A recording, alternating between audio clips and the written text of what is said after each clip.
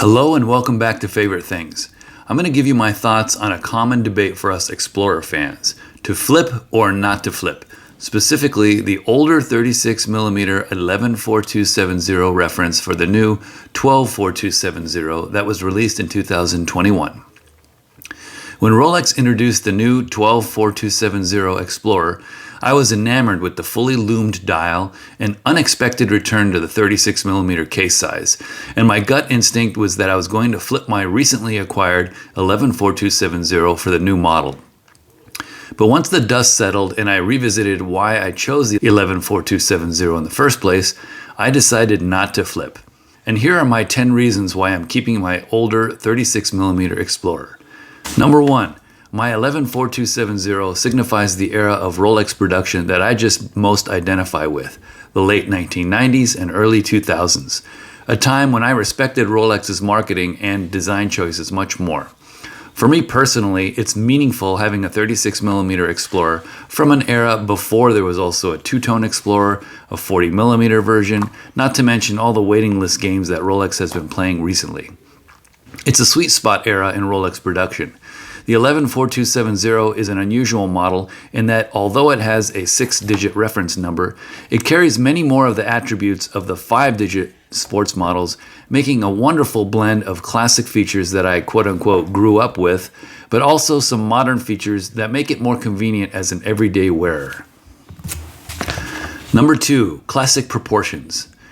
I have always associated the classic sports models with the same 20mm bracelet width and 16mm clasp width, whether we're looking at a GMT Master, Submariner, or either Explorer models.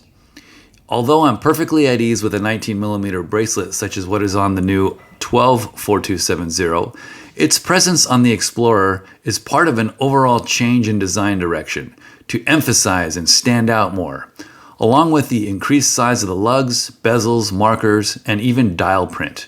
These features are analogous to the ever-increasing grille size on many automobiles, more showy and definitely less under the radar. The Datejust 16200 was my favorite reference for a very long time, and this 11-4270 has the same footprint and feel, and is also the last Explorer to share the same proportions as the iconic 1016. Number 3, discontinued models. When I see a sports model in the wild on someone else's wrist, I'm always more drawn to the older, discontinued sports models than the current new models. To each his own, but I'm more attracted to the older 5-digit reference models. I've always preferred the pre-ceramic subs and GMT Masters over the bolder, more wrist-present statements that most of the Rolex sports models have evolved into. Number 4, older clasp design appearance. Yes, the new clasps are solid and robust and have a bold, modern aesthetic, but I just identify more with the older style camouflage clasps. The 78690 clasp has always been my favorite. It has the security flip lock, which defines it as a sports model, but it also has the shorter and slimmer 78690 clasp shared with the 5-digit reference GMT Master 2 and Explorer 2 that I used to have, and not the bulkier and longer clasp of the Submariners at that time. Number 5, older clasp design function. This 11-4270 has the older stamped metal friction clasp. Perfect example of KISS, keep it simple, stupid. It works and is less likely to go wrong. That's one of the reasons that the Explorer never had a date feature.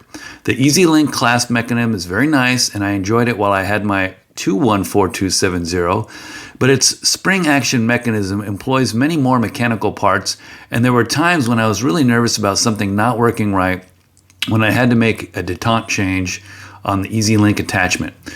Also, for me, the 5mm of bracelet slack that was created when letting out the Easy Link was always too much for my wrist. I don't mind using a wooden toothpick to let out a bit of slack on the micro adjustment. Number 6, luminous color. I prefer the green Superluminova and not the blue Chromolite.